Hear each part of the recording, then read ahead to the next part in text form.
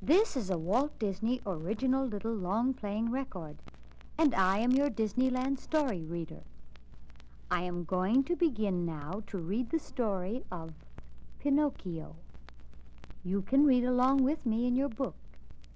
You will know it is time to turn the page when Tinker Bell rings her little bells like this. Let's begin now. Kindly old Geppetto stood at his workbench and carved on a puppet that looked just like a real boy.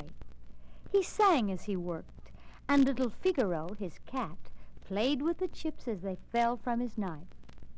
Jiminy Cricket chirped merrily on the hearth, and the goldfish Cleo swam around and around in her bowl. "There," said Geppetto, as he held up the puppet. "You're finished." He held the strings and danced the little wooden boy across the floor. "How I wish you were a real live boy," he said. "What fun we would have, you and Figaro and Cleo and I." "What about me?" asked a small voice. "Couldn't I have fun too?" "Oh, Jiminy Cricket, of course you could have fun too," laughed Geppetto. "You could go everywhere with him to keep him out of trouble. What shall we call him? Pinocchio? Little wooden-headed Pinocchio." "A dandy name, Pinocchio!" cried Jiminy Cricket. He jumped from the floor to the workbench. "A dandy name!"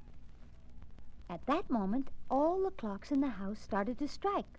Old Geppetto looked up. "It's 9 o'clock," he said. "Time for sleep." He placed Pinocchio on the workbench, tumbled Figaro into the big bed, and blew a kiss to Cleo in her bowl. He opened the window, and the light of the evening star streamed into the room.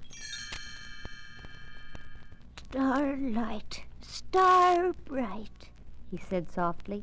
"I wish Pinocchio were a real live boy." He looked once more at the merry little puppet and then settled down in his bed. In a moment he was snoring. Only Jiminy Cricket was still awake. He was unhappy, thinking old Geppetto would never have his wish. Suddenly he heard strange, sweet music.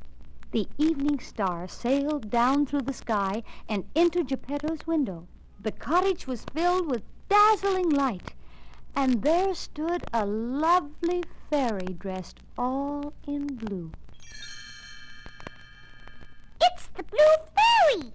whispered Jiminy Cricket. "Geppetto will get his wish this time. My name isn't Jiminy Cricket." The blue fairy flew to the workbench where little wooden Pinocchio sat and said, "Awake, Pinocchio, and live. To you the gift of life I give. Be good, and bring Geppetto joy, and grow to be a real, live boy." You can imagine Geppetto's surprise the next morning when he found Pinocchio running around. "I'm dreaming. You can't be alive. You're still made of wood," said the astonished old man. "But if I'm brave and good, I'll be a real live boy someday," said Pinocchio joyfully.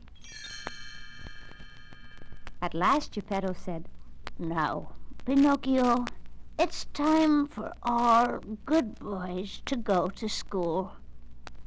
And Pinocchio started out.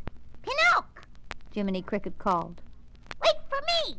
But although the blue fairy had told Pinocchio that Jiminy Cricket was to be his friend and conscience, Pinocchio did not hear the voice of his little friend. Suddenly something tripped Pinocchio. It was a cane, thrust between his flying feet by the sly old fox, J. Worthington Foulfellow. Foulfellow helped Pinocchio to his feet and winked at his partner, Gideon, the bad cat. "Ha ha, Pinocchio," began Foulfellow. "you are going a little too fast. A little too fast and in the wrong direction. Now I have a plan for you. come. But I'm on my way to school. said Pinocchio. To school? Nonsense, said Foul Fellow. I have a much better plan. The three of them set off, arm in arm, and Jiminy Cricket came panting along behind. Soon they came to a great coach. The two scoundrels took from the wicked-looking coachman a large bag. They had sold Pinocchio for gold. Then they went away, laughing. Jiminy was frightened, but he hopped bravely aboard just as the coach drove off. The coach was pulled by 6 sad little donkeys. It was filled with boys of all sizes and ages, a noisy, rowdy lot. Pinocchio made friends with the leader, a loud boy named Lampwick. But Jiminy sadly hid in the corner. He knew this was not good.